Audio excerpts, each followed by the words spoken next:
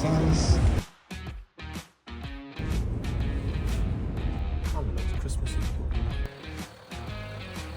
Yep, we're back in the UK. Happy New Year. God, please take me back. Hey. Please. It's too cold here. It is bloody freezing. We're Claire, Neil, Lily and Pippin, and we decided to sell our home and go full-time van life, leaving the UK in search of sun, sea and adventure, with the hopes of eventually finding a place we'd like to call home. So we're leaving the bills and heading for the hills.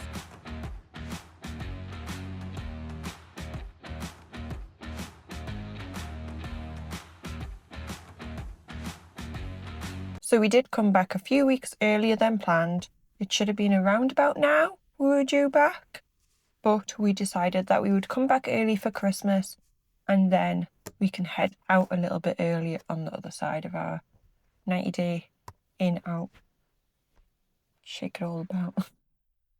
So the story starts actually on the 12th of December in Portugal, in a little town called Zagreb, which is also known as The end of the world. because it's at the southwestern tip. So we couldn't actually be any further from the UK if we tried. I mean, obviously you could be in Australia or Russia. On our trip. Yeah, on our trip. We couldn't be any further. Yeah, this is the furthest we got. And also the point in which we decided we're going to go home for Christmas. So we had 11 days to get back from Zagreb to the tunnel to leave France on the 23rd. Yeah, and it's not because Zagreb was awful. Zagreb was lovely. Yeah, it was beautiful.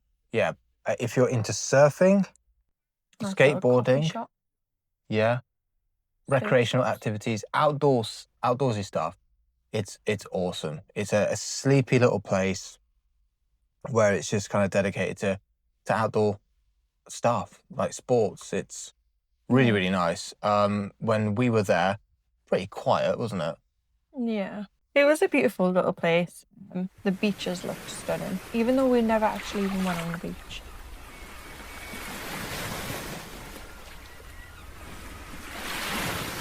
If you think of like a stereotypical VW camper person, surfboard on the back, pot up at the beach, living in shorts and flip-flops and just being cool dudes. Yeah. That's what it was. It was really cool. So we didn't fit in. Yeah, So we were probably the most uncool people there. But I could imagine us living somewhere like that. Yeah, still not being the cool people. Still No. looking Like at other people. Did you notice when we were in the coffee shop, like people were just walking in with no shoes on? Yeah. Even though it's December and they're just walking around with no shoes. When we were there, we stayed at Camping Zagreb, which was about, 8 to 10 minute bike ride out of away from the beach.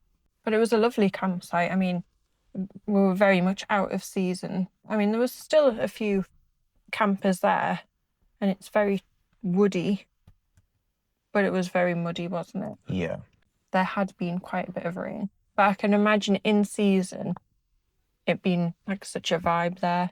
Like they've got that surf school. Got a yoga studio, I think, as well on site. There's a restaurant bar, which looks very cool. Yeah. I think there was even a skateboarding ramp that was undercover. Yeah, there was. At the surf Yeah. school bit. We didn't have very long in Portugal, but we did have a few stops that we knew we really wanted to make. And one of them was Nazaré. We did have like other places like Porto. Yes. Porto. Yes. And a few other places on the list, but we were really cutting it short for time. Yeah. But when we seen that the Big Wave Challenge was about to happen,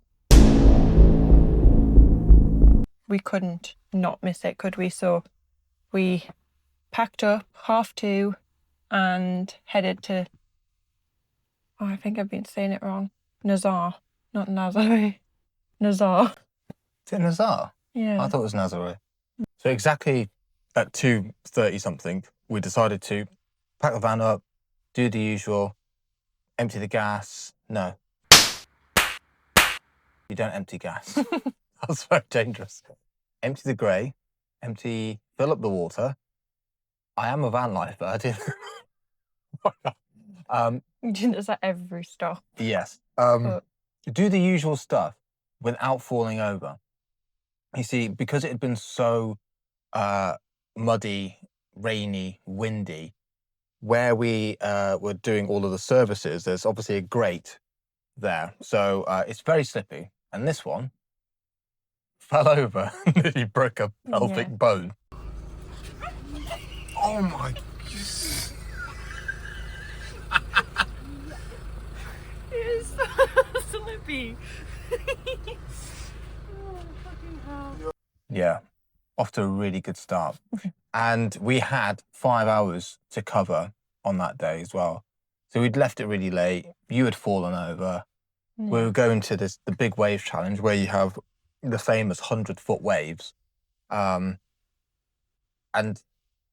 actually, I don't know why we were going, because we've already said we're not cool enough to be in.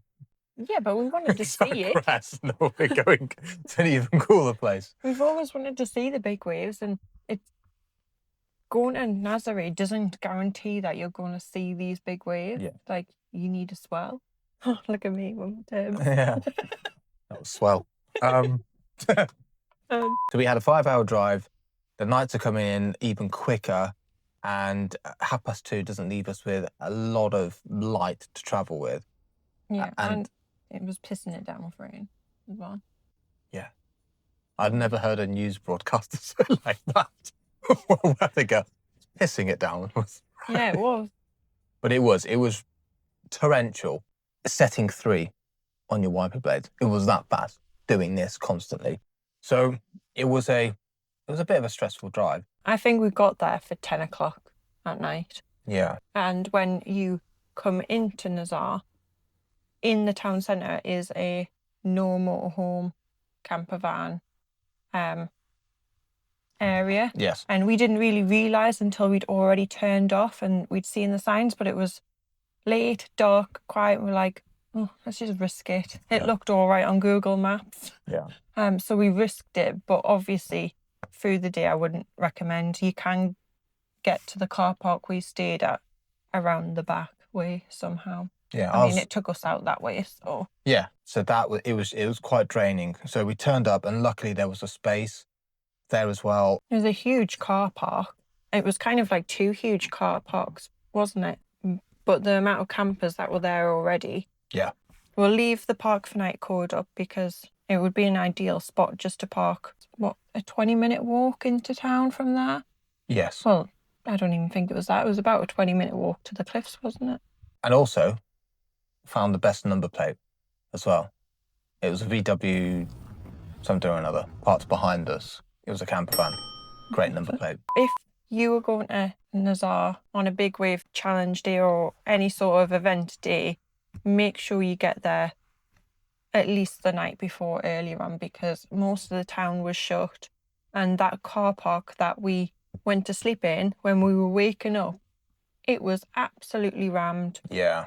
Cars from all over Europe were in that car park, weren't they? So Yeah. So definitely get there with plenty of time to spare, and then in the morning get up really early as well if you actually want to go and see the waves up close.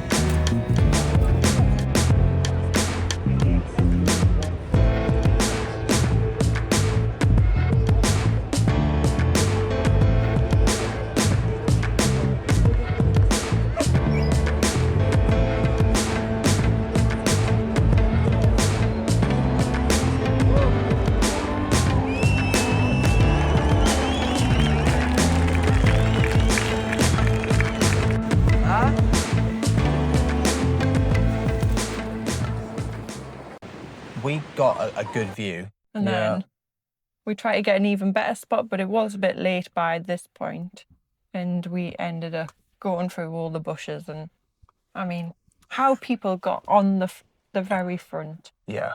I don't know. I tried to get us really close to the beach. And we went down this really steep hill. There's no steps or anything like Pure that. mud. Pure mud, pure shit, pure water Like everywhere. bushes way above your heads, like going through little gaps like this. And I mean, there was a bit when we were sort of 15 minutes in, going down basically just towards the beach. It just reminded me, I don't think you've ever seen it, but Predator 1, right?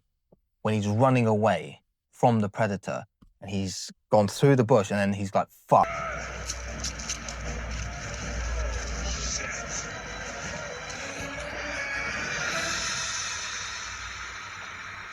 It was a fab thing to do. Yeah, I so cool. absolutely loved it. I think I would have loved to have been even closer, but you can get a sense of how big the waves are just by the noise that they're making and the wash that you get from there.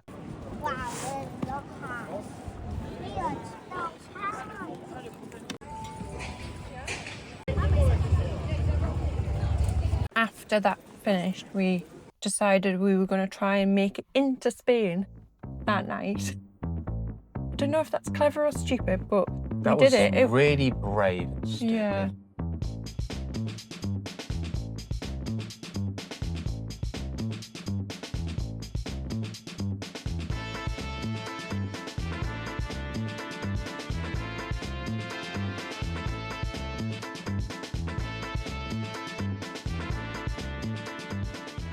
So our first stop into Spain was Salamanca.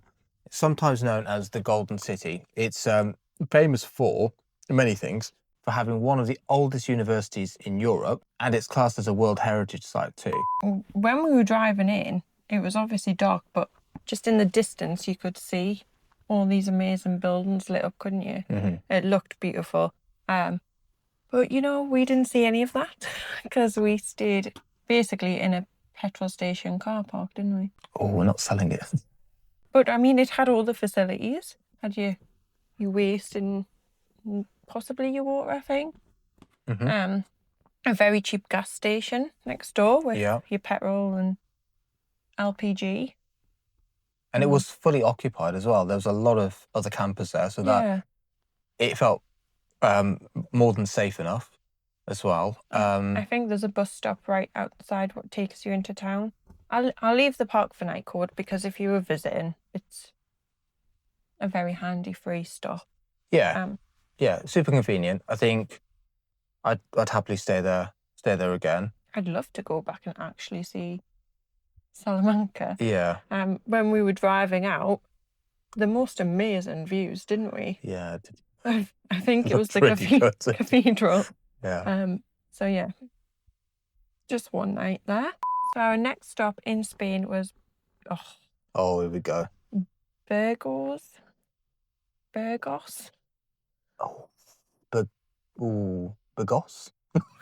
It's not Burgos, is it? Let's say Burgos. It's good. Yeah, Burgos. Correct us in the comments section. Yeah. When we got here, it definitely started to feel like winter, didn't it? Yeah, this is the first time. Yeah, putting hats and fleeces on. Yeah. A lot of rain still. We did stay here for a few nights though because you had to work. Yes. So we had, and then hopefully you have all seen it, but we filmed our van tour there as well. Yeah. So fitted that in on our way home. It was a really nice place actually. I liked that campsite. Yeah.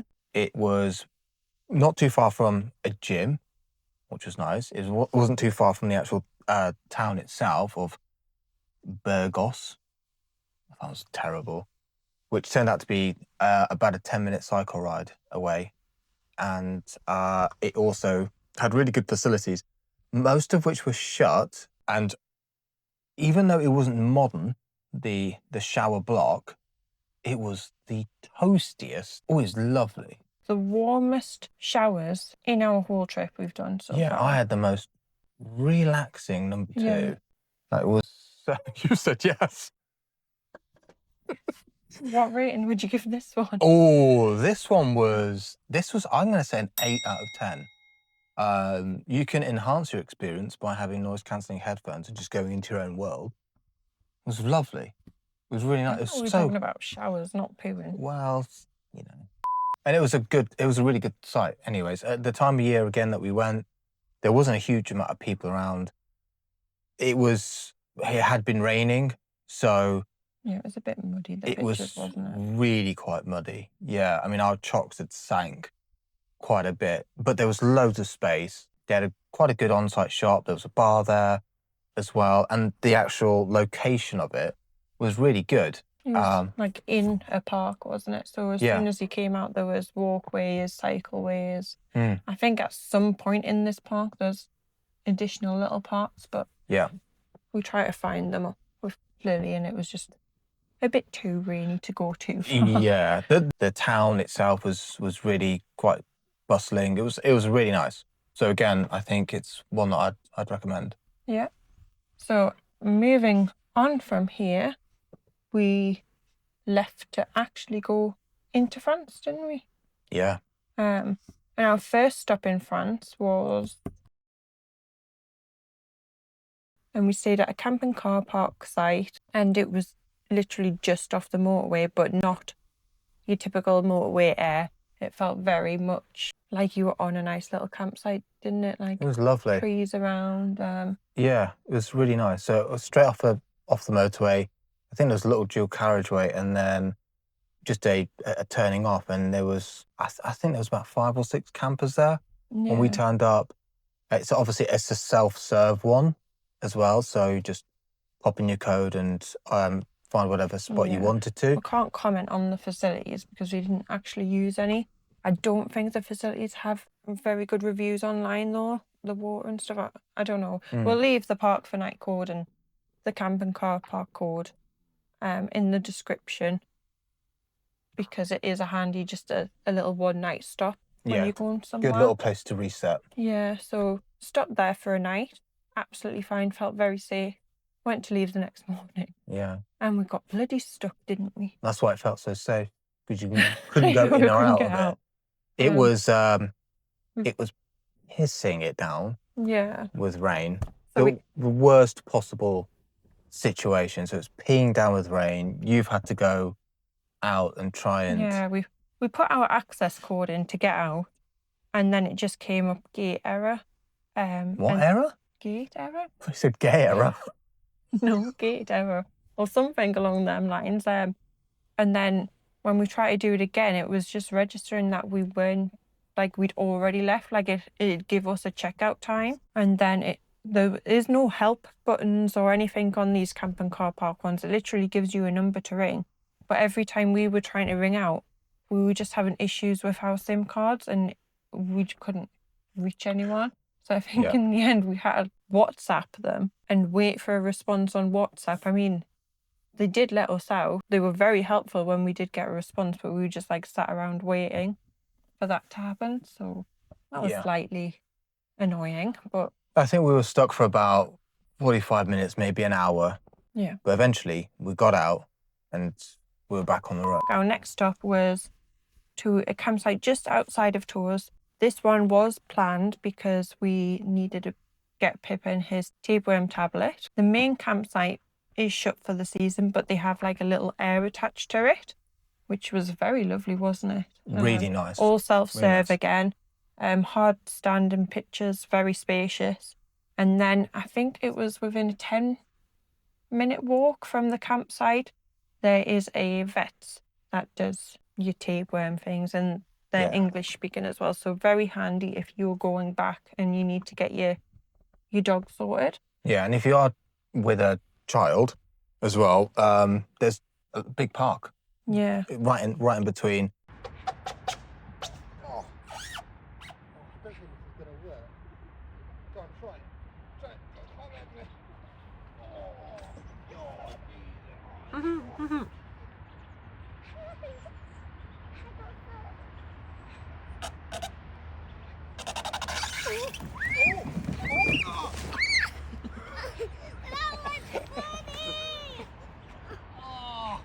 Show me your ass.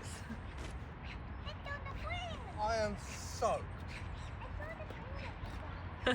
You're walking through the town as well, which looked just lovely in French, didn't it? Yeah, It was I really wish we had nice. more time to actually explore Yeah. there, but again, we were just there for one night.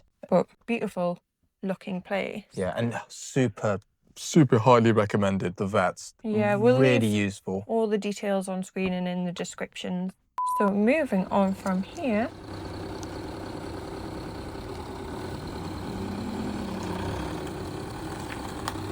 This was our final stop before we reached Calais, and it is, I don't know the area, but it's about 2 hours away from Calais, and it's called Camping St. Clair. Again, another where the campsite was shut for the season, but they had their own little air attached, and these airs are so beautiful, aren't they? Like, yeah. I mean, the last three we've mentioned now, they're self-serve. There's no staff on site, but they're all really clean. Like 14 euros a night, something like that. Yeah, really clean, really just massive bays. You can fit probably an 8 or 9 meter length motorhome in there quite easily.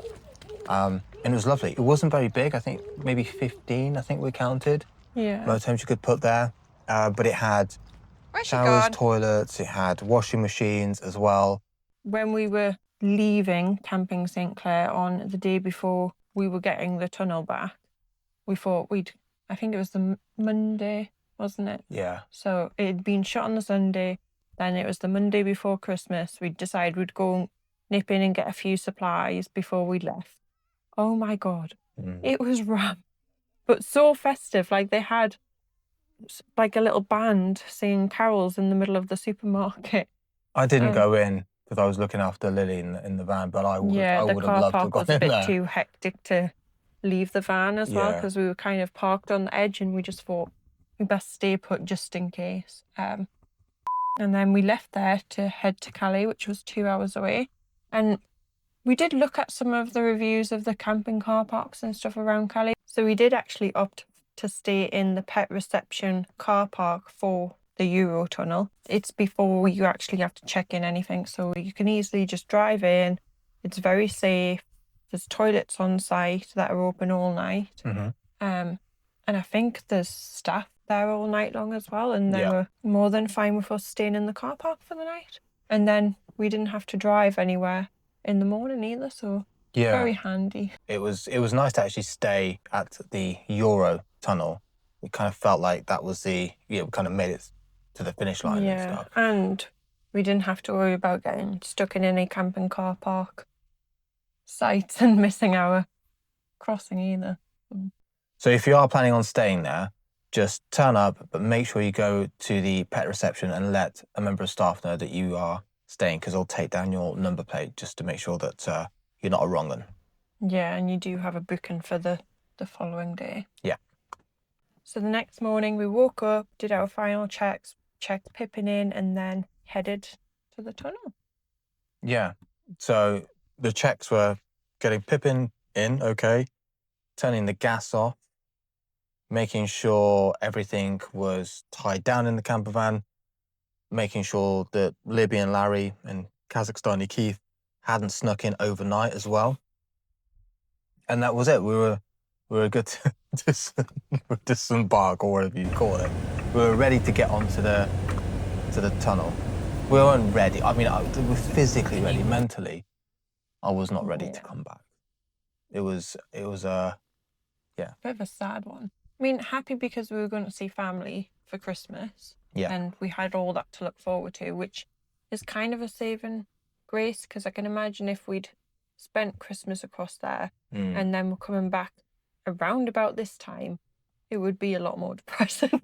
Yeah, it was nice to come back because we wanted to come back rather than just our time had run out. Yeah. So that was saving grace. And the Eurotunnel, it fascinates me. I find it really. I am geeky, but I think it's just amazing. It's half an hour, and you're just and it's so easy, isn't it? On and off. Yeah, much easier than the ferry.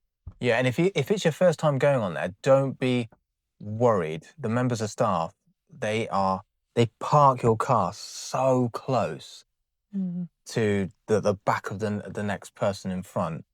I think there was a guy in like 100k X5 thing, and he kept looking in the rearview mirror like, you are really close to me. Got out to check before he pulled away. Yeah, he did.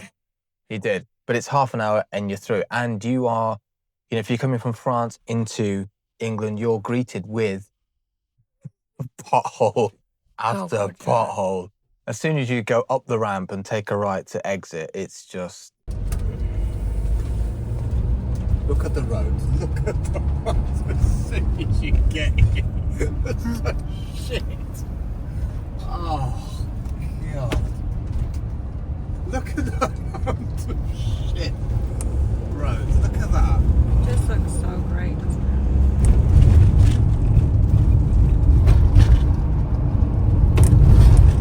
Rubbish roads. And also, mentally, you're still driving on the other side. You're driving on the wrong side of the road. It's all back to front. I don't know which way I prefer, left side or right side. I want to go over on that side of the road. Yeah, I am on the right side. This is weird.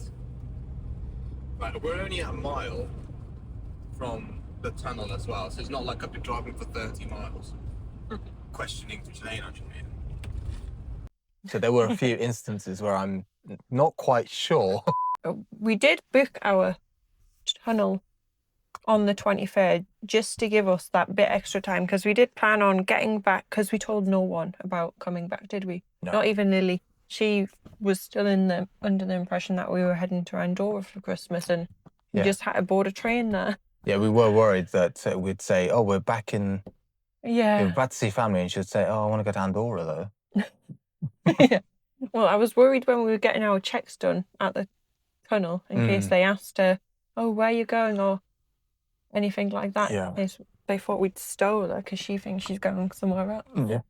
So yeah, everything was a surprise. Family didn't know, and we wanted to get there for at least Christmas Eve, didn't we? But we thought the traffic could be an absolute nightmare, so we'd book it for the 23rd, and then at least we've got that extra day just in case. But we managed to do that whole drive in one day somehow, even though we've hit the worst traffic we've ever had in the whole 3 months. Yeah, so from Folkestone to Durham was it 5 hours? About 6. About 6 hours, according on the sat nav. On the sat nav, and yeah, we did it in one go. I did it in one go. Yeah. Yeah. Depressing. Drove all that way. We got to the little stretch of motorway that we basically lived on before we sold up, didn't we? And lo and behold, it's now a 40 mile an hour average speed zone. So that was a nice thing. Like, yep, we've done the right decision, because driving up and down that every day would have bloody killed me off. Yeah, it's mentally taxing. Yeah. Driving in the UK, but it was nice to be back. Yeah, it was nice. Got back to the parents, and I think they were pretty surprised.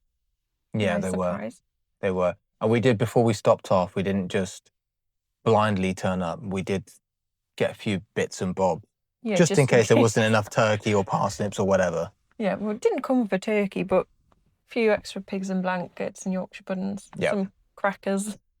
Yeah, that's it. And then we made it back for Christmas. Yeah, it was lovely though, wasn't it? Lily loved it. Yeah, I got to see my mother-in-law. She's watching. Anyway, we'll not go too much into Christmas, because that was all about family. We did actually leave the motorhome and stop in a real bed for a few nights, didn't we? Yeah, I hated it. Yeah. Oh wait, I should say, because we stopped it off at your parents'. I'm very gracious for the bed, but it was it's not as comfy as the motorhome. I'm not sure if it's because my back has adjusted to it in my head, to the pillows. But yeah. Oh, that stiff bed. That sounds wrong. I think we lasted 6 days in a house, and then we were like, oh, let's get away. Yeah, this is Get too away in much. the van. This is too much personal space. Yeah. This. So the parents did follow up in their caravan, and then we spent the new year on the Northumberland coast at the place we happened to spend where we started our first week of van life as well, up in Bamborough. So that was quite nice. That was nice. It went full circle. So yeah, we brought in the new year with family, which was nice. We had our first sleepover in the van. Our nieces and nephews stopped for the night. And they were really well behaved. Yeah, they were. They were so good. Yeah, we spent New Year up in Bamborough, sea houses, our birthdays up there, and then a little brief stop in Alnwick where we got some snow. Mmm. That was nice. And that's it. Where you go? Leave it here.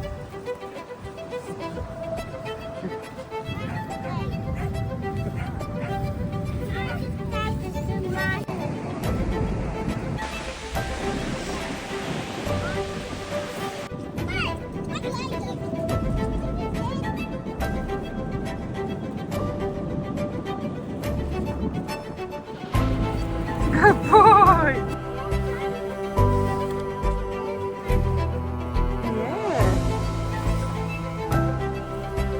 So that's it. We're back in the UK now. It's January, and we're going to see over the next 3 months if we can actually survive a British winter in the van. Can't leave alone.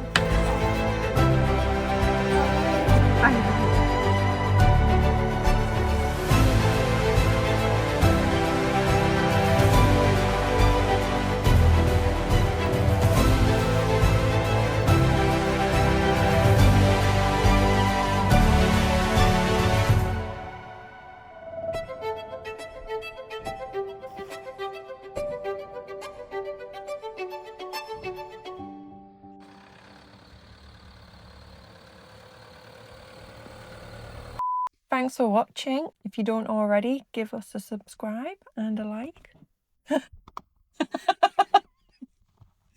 Yeah. Please. Thumbs up. Like, comment, share, hype. Did I hype it? I don't know. I don't know. I think I got called a boomer now. But yeah. Thank you anyway. Thank you so much. Thanks for sticking around. And we'll be back same time next week. So in total, we did cover over 6,500 miles on our Europe trip. So there's a lot more stuff that we did cram in, which we'll bring you up to speed on over the next couple of weeks. Yeah, so next week's vlog will be somewhere in Spain. Yeah. Somewhere sunny. No.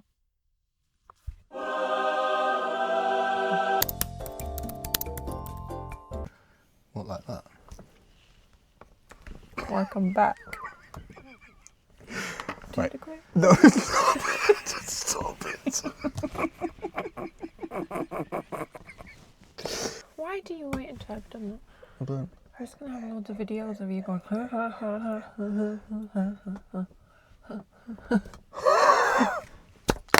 Hello. Hi. Just tried to clap. We're back, and we're slicker than ever in 2026. Oh.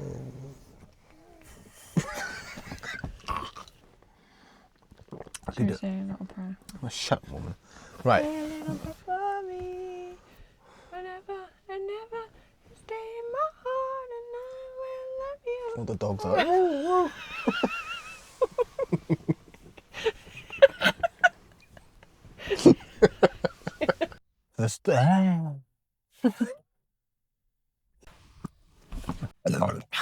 Wow. Total week. Okay.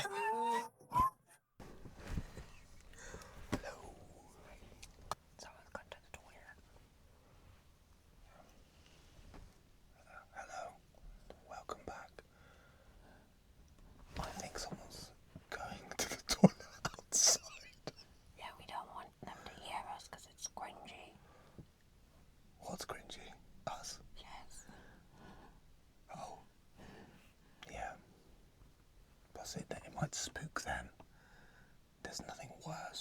I don't think they're peeing there. Oh. I think they're walking to the toilet. Right, okay.